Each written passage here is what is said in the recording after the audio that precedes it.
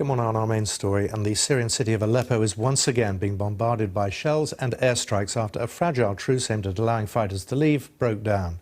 The city is now almost entirely fallen to soldiers loyal to the Syrian regime, but pockets of fighting are still present in what was the rebel-held part of the city, where tens of thousands of people are thought to be trapped. Buses, which were due to take people out of the devastated rebel quarter, have now left the area, gone back to their depots. Among those due to leave, 5,000 rebel fighters. But the Syrian government also wants safe passage from nearby rebel-enclosed towns for its own injured fighters. With me now is Haid, a Syrian columnist with family living in Aleppo. He's now living here in the UK and is an associate fellow at Chatham House, an independent think tank focusing on international affairs.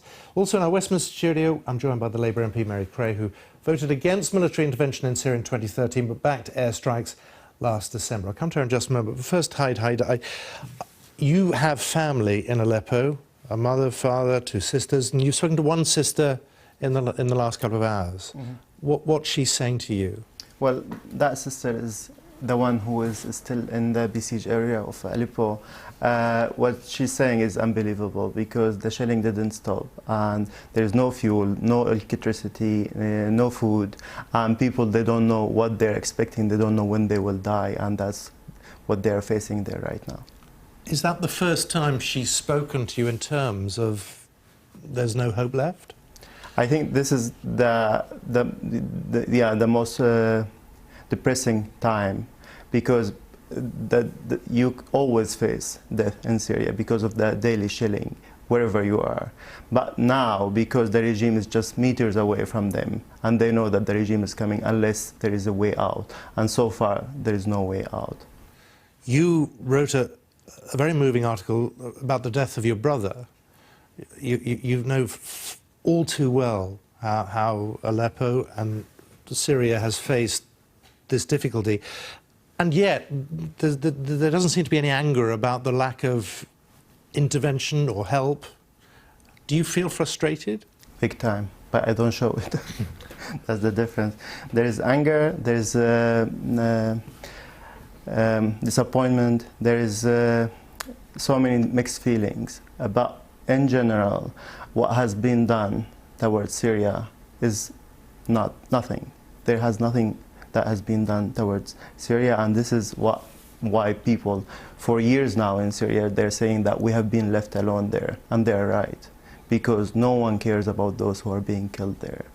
A lot could be done, but there's no will to do it. We've spoken to you over the years about this frustration, and there's been a lot of talk, and a lot more talk, and you still have hope? I have to, because there is no other choice. We have to keep talking and we have to keep asking those people to fulfill their responsibilities, because it is their responsibilities and they have to fulfill it. There is no other choice. They have to do it, because otherwise millions of civilians will die in Syria and it will be their responsibility.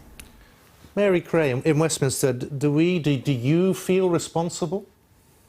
I think there's a huge amount of regret across the whole of Parliament that was apparent in the debate that we had yesterday about the government's narrow failure in 2013 to achieve the action it wanted to see, but also the fact that the Prime Minister, instead of voting for the Labour amendment and seeking to reconcile himself across the House and to go back and come back to the House with a better plan, shrugged his shoulders, said, "I get it," and then effectively abandoned the Syrian people. And as George Osborne said yesterday, he took his share of responsibility for his part in that decision, and the fact that if you don't shape history, then you will be shaped by it. And I think those words will linger long in everybody's mind. But you voted against military action in 2013. The significance of that was it meant the Americans felt they weren't able to go in. Well, the significance of that was that David Cameron didn't go away to the Americans and didn't come back to Parliament with a better plan. And you're right, it created a political space which the Americans vacated, the Russians then moved in, and the Russian offer to decommission those horrible chemical weapons, the sarin gas attack in eastern Damascus that precipitated that vote. We've seen just how honest a broker the Russians have been, as we've watched sarin, napalm and chlorine gas fall on the poor citizens of Syria over the last 4 years. But President Barack Obama said that was a red line beyond which he would not tolerate. And yet, I mean, the words "and yet" appear throughout this narrative, don't they? Yes, and the lesson for all of us in the West is that if you don't follow up strong words with strong actions, when you're dealing with a bully, the thing that they respond to and the thing that they respect is strength. What we did was show our weakness. We created the political space, as I said, for the Russians to move in and become actors in this conflict. Before that vote, they weren't actors.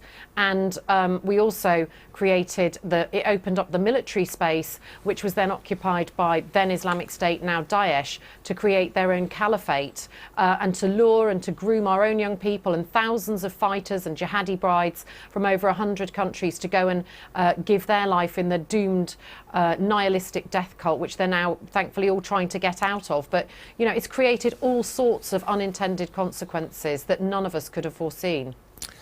Hi, do you accept that people had no concept of how the regime, how the Russians and others would become involved and how they would act?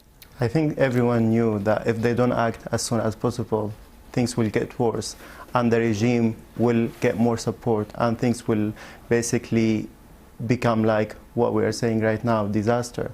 And the problem is that we are still making the same mistakes over and over again.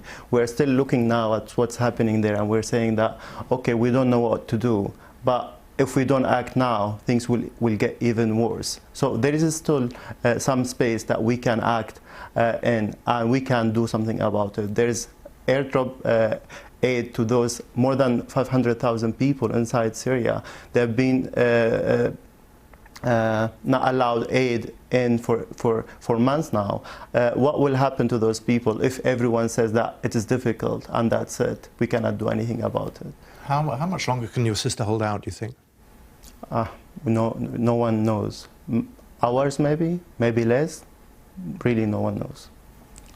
Haid, thank you very much for coming in to talk about Mary Cray in Westminster. Thank you very much for joining us.